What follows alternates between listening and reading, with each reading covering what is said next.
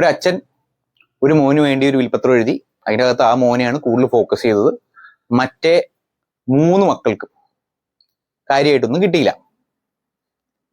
ഈ മകൻ, സ്വത്ത് കിട്ടിയ മകൻ, അത് എൻഫോഴ്സ് ചെയ്യാൻ വേണ്ടി റെഡിയാവുകയാണ്. അപ്പോഴാണ് അടുത്ത ആള് അടുത്ത വിൽപത്രമായിട്ട് വരുന്നത്. ഇതിലത്തെ രണ്ടാമത്തെ മകൻ രണ്ടാമത്തെ വിൽപത്രമായിട്ട് വരുന്നു. അതിൻ്റെ അകത്ത് അവന് കൂടുതലായിട്ട് കിട്ടുന്നുണ്ട്, ബാക്കി എല്ലാവർക്കും മോശമാണ്.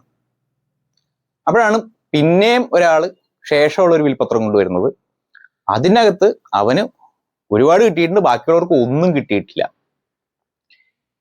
ഇങ്ങനെയാണെങ്കിൽ ഇങ്ങനെ പല പല വിൽപത്രമായിട്ട് ഓരോരുത്തർ വന്നാൽ കോടതിയിലാണ് ഈ ഇഷ്യൂ സംഭവിക്കുന്നതിരിക്കട്ടെ, കോടതിയിൽ എത്തിയെന്നിരിക്കട്ടെ, ആ സ്റ്റേജാന്നിരിക്കട്ടെ, കോടതി പരിഗണിക്കുന്നത് what is the latest mind set of the writer.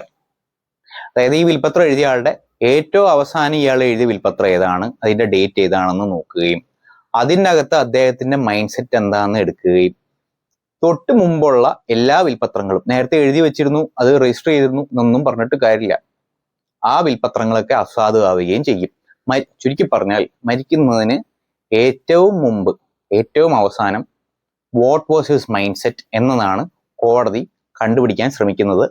അതായിരിക്കും നടപ്പാക്കാൻ ശ്രമിക്കുന്നത്.